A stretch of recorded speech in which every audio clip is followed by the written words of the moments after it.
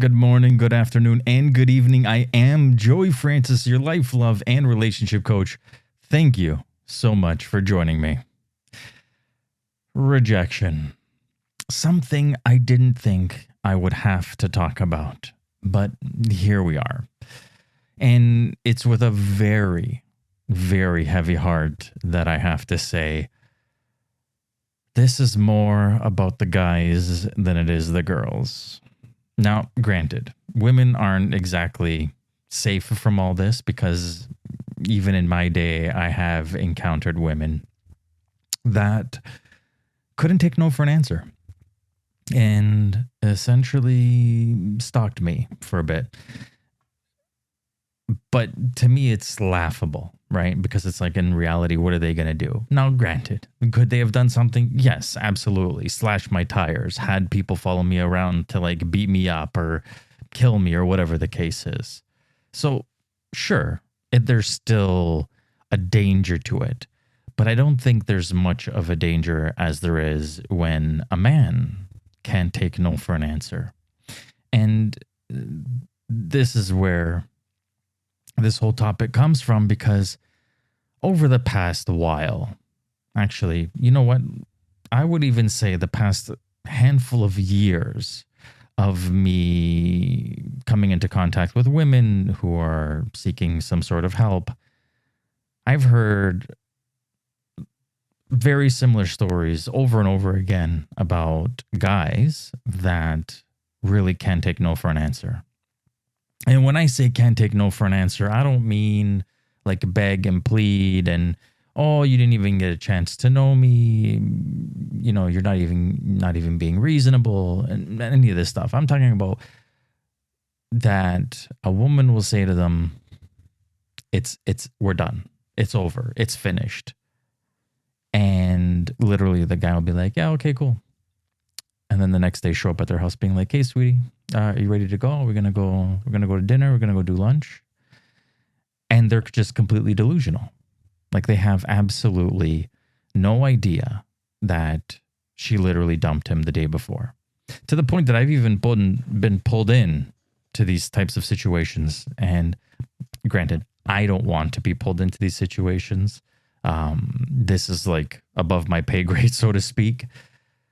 But I've been pulled into these situations and I've had to say like, hey, listen, like why do you think she's not being serious with you? Why do you think that that it's not over? Oh, because she does this all the time and she never means it and we always get back together. And you know what? Granted, that might be the case. That might be one of the reasons why, I guess, in that specific situation, that a guy didn't take it seriously because, you know, the woman consistently said, oh, we're done, and then called them back and said, oh, I'm sorry, I miss you, I love you, I want you back, blah, blah, blah. I overreacted to the point that the guy now can't take no for an answer because it's just happened so many times. And it's like, no, I think this time she's being serious. And he's like, yeah, but you know, last time she said she was being serious. And the time before that, she's being serious. And it's like, okay, how about this? Let's give her some space. And if she calls you, she calls you. And if she doesn't, you leave her alone. And luckily in that situation, the guy's like, all right, if you say so. And then he eventually did. Thank God. Because again, I don't want to be pulled into these situations because it gets a lot worse than that. So there was a woman that I was helping out and essentially her boyfriend was a narcissist. And granted, when I help people, I don't tell them what to do. I don't tell them anything. I ask them questions. I try to help them figure out their own lives by asking questions. And they come to their own conclusions by the end of it. Sometimes they want to walk away. Sometimes they want to dig deeper. And sometimes they realize what they have is very important to them and they want to keep it. But in terms of narcissists, it's these times that I feel like I do need to say something and be like, hey, listen, your current partner is a narcissist. And this goes both ways, could be men or women. is a narcissist. And like this could be like detrimental to your mental health. This could be detrimental to your physical health in some cases. So, maybe you want to rethink this. And if you don't know exactly what like a person being a narcissist is, I highly suggest you go online and read everything you can about it so that you have a better idea of what to expect. Because narcissists have a very hard time of letting go. Very, very, very hard time of letting go. So I warned her, your partner's a narcissist. She's like, yeah, I don't know. And granted, she had her own issues with self-esteem and things of that nature. So, the narcissistic love bombing essentially like fed into it. But when it became too much to bear, she finally realized and wanted out. So she told him, hey, listen, you know what? It's done. And granted, this relationship was about 4 months long, give or take. And she wanted out.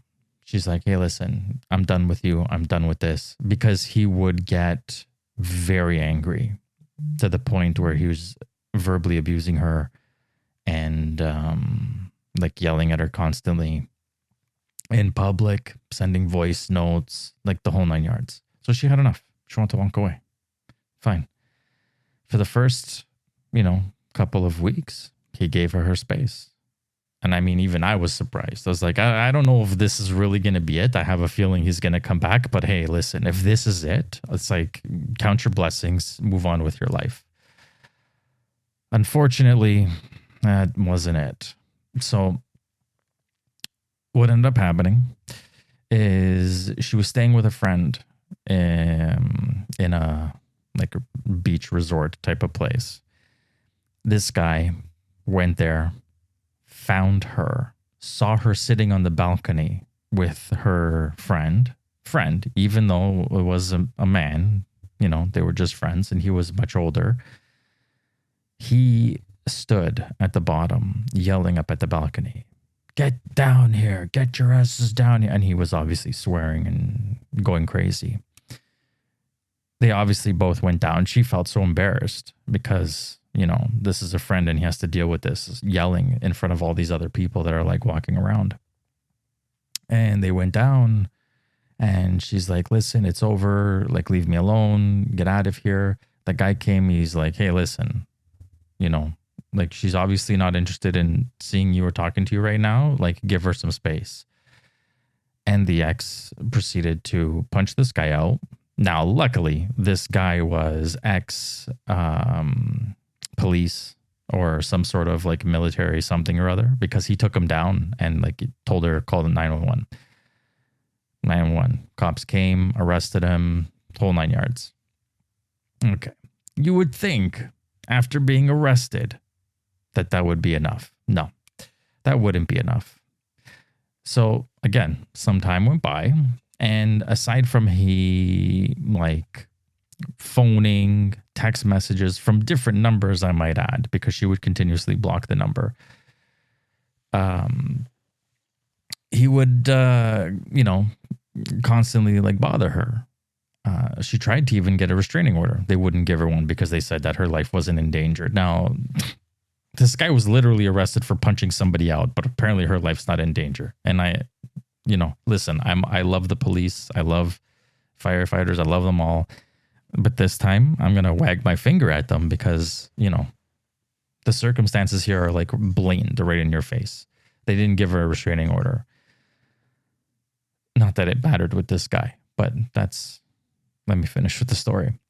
So one day she gets home from doing her weekly grocery shopping, puts her car in the garage door's open, her trunk is open. She's unloading the groceries, bringing them into her kitchen.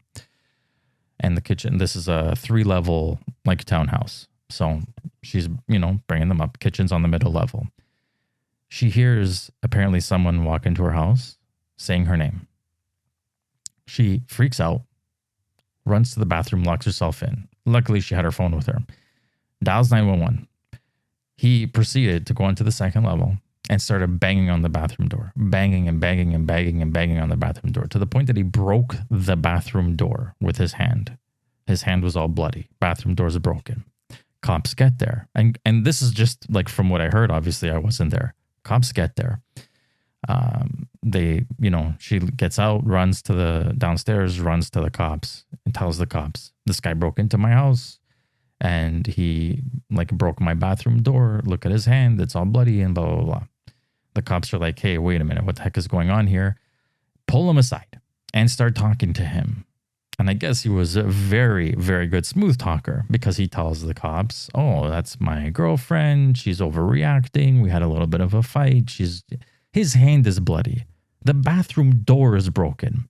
And the cops are like, okay, listen, you know what? Just get out of here. Give her some space. Clearly she's angry with you. They didn't even investigate shit. Okay. Now she called me as soon, like after this ordeal happened, and I started almost yelling at her, like, you better go to the police station and you better like yell at them essentially, because somebody broke into your house, even like vandalized your house, broke your bathroom door. Like, obviously your life is in danger. They just let this guy go with nothing, no charges, nothing. You go yell at the cops. So that's exactly what she did. She got a restraining order, yelled at the cops. And, finally they put a restraining order on him. This is, by the way, 4 months after they initially broke up. 4 months. Okay. Some time goes by, and nothing really happens. It's a little bit quiet. So she finally thinks that, hey, you know what? I think I'm finally like rid of this guy. No, she wasn't. I think it was like 6 months after that incident. So we're talking almost a year after they broke up. She was at a random coffee shop getting coffee and walking back to her car. And he literally tackled her to the ground. Luckily, there were some bystanders there that started yelling at him and calling the cops. And he pinned her to the ground. And he was yelling at the people saying like, hey, get off of her. I'm calling the cops. He's yelling. He's like, listen, if I get off her, I'm going to kill you. I am going to kill you. Luckily, they didn't do that. The cops arrived. Again, he got arrested, even with a restraining order. Like, it didn't even matter to him. And, she got up. She was okay, luckily. And, yeah.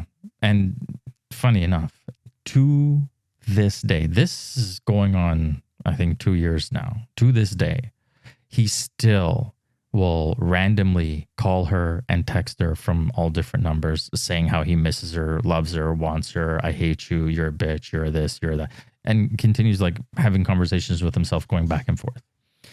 Obviously, this is an extreme case of rejection and someone not handling rejection because of that narcissistic component. But this is just to illustrate how severe the problem can get. And I mean, this can even go even worse. But this is what I experienced personally through somebody I knew. This isn't me watching a movie on TV and, an ex-boyfriend kidnaps his ex-girlfriend and whatever. No. This is a one-to-one thing, which is really freaky. Because if this is going on, that I am one person away from experiencing it myself, what is really going on out there? And then on top of it all, I hear it from multiple women all the time, how they will meet someone online. And you know that I do appreciate online dating and its usefulnesses. But they will talk to someone online. And as I've mentioned many, many times, knowing what you want and having a very, very good idea of what you don't want, right? Well, if somebody doesn't meet one of those lists, obviously you walk away. And yet guys will proceed to be like, hey, wait a minute. You didn't even give me a chance.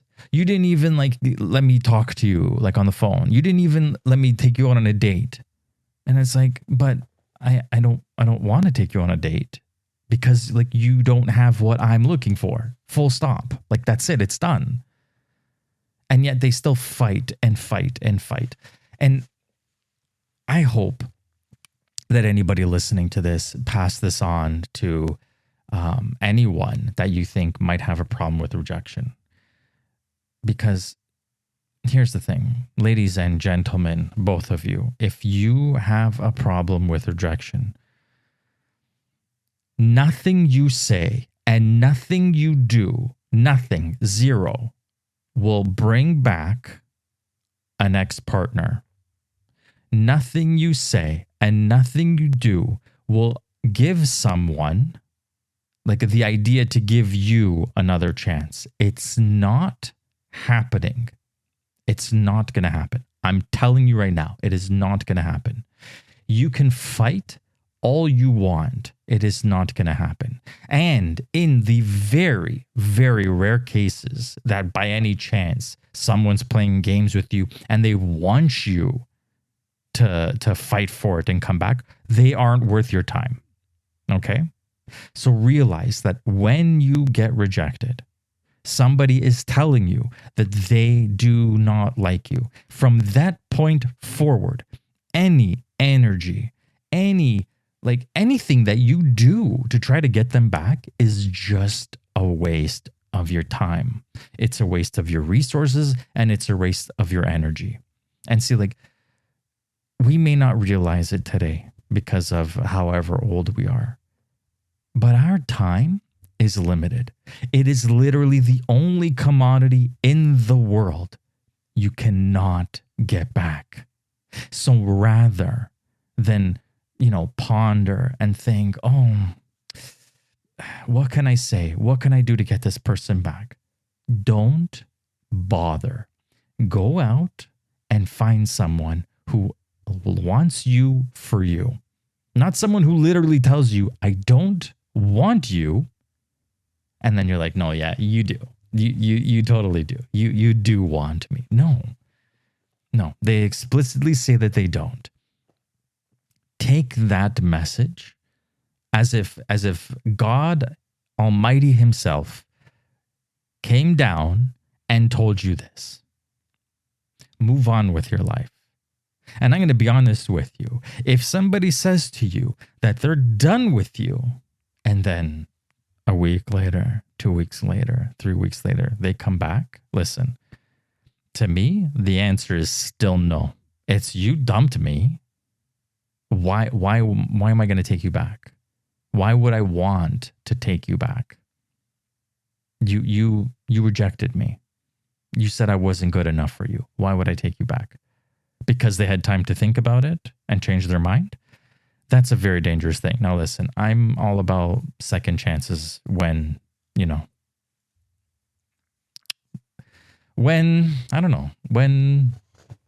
deserved. I'm all about second chances when they're deserved.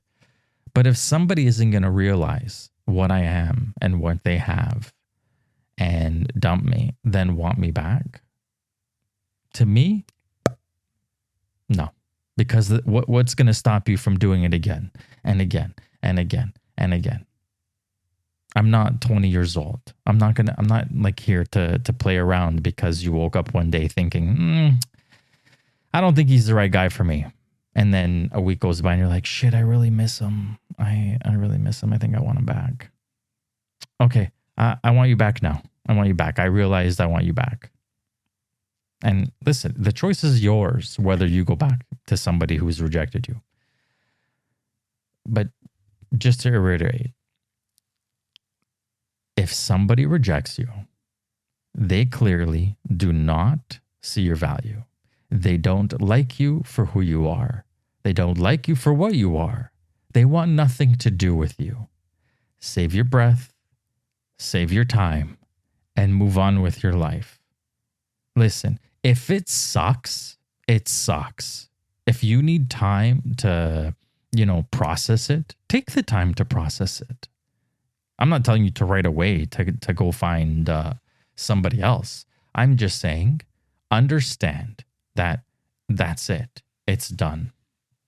Allow yourself to feel whatever emotions come up. Okay?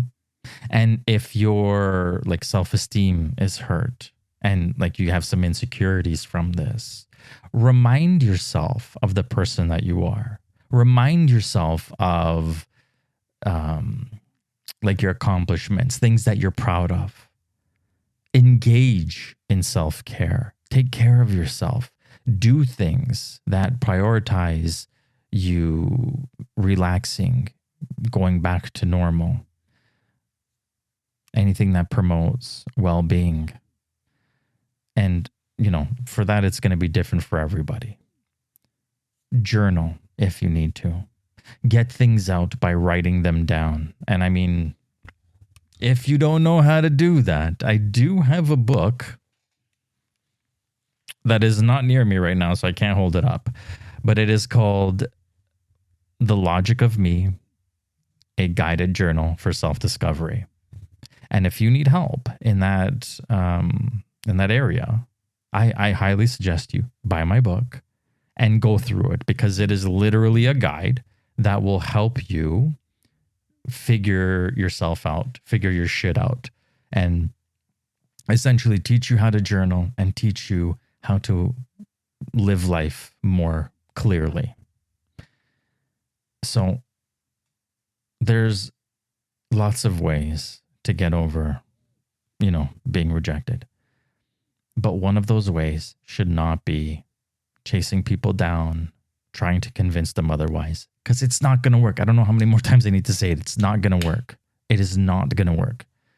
Do not, under any circumstance, keep chasing someone that doesn't want you. Just stop. Don't do it. Don't stalk them. Don't call them. Don't text them. None of it. Just move on with your life. And I know sometimes the reason that people do those things is because they just can't handle being rejected. And I understand that, especially when it comes to men, they do not deal with their feelings. They do not deal with their emotional selves. They do not get help if they need it. And I think in a couple like past episodes, I've even said, like talked about, guys that have just completely swept all their shit under the rug and just continued living life. A lot of guys are not self-aware or emotionally intelligent, right? And it's hard to say, like, are those individuals ready for dating? Can't answer that question. Because just because you're not self-aware or emotionally intelligent doesn't necessarily mean you're not ready to date someone. Two completely different things.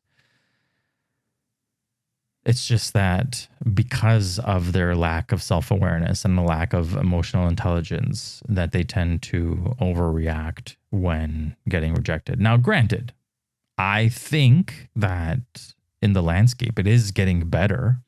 And I think I've mentioned before about ghosting and, giving someone a little bit of consideration and saying like, hey, listen, I'm not interested in you anymore, and walking away. I mean, even within my guidelines of dating, obviously a lot of it is for you to be safe.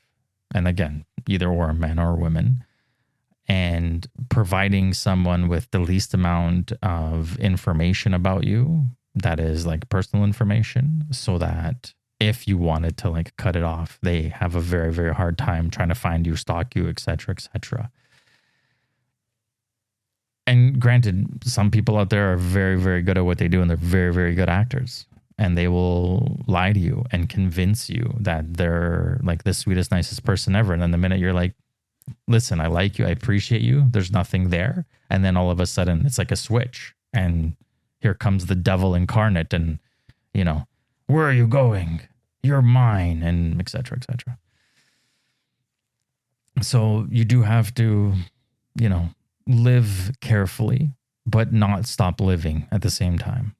Just do things in a more careful manner. And granted, technology has gotten really good at being able to block people and, put them out. And I'm going to be honest with you, if you are someone that has a hard time letting go, out of sight, out of mind. That's my favorite saying in this case. Out of sight, out of mind. If someone, breaks up with you and they're like, hey, listen, maybe we can still be friends. No. Mm-mm.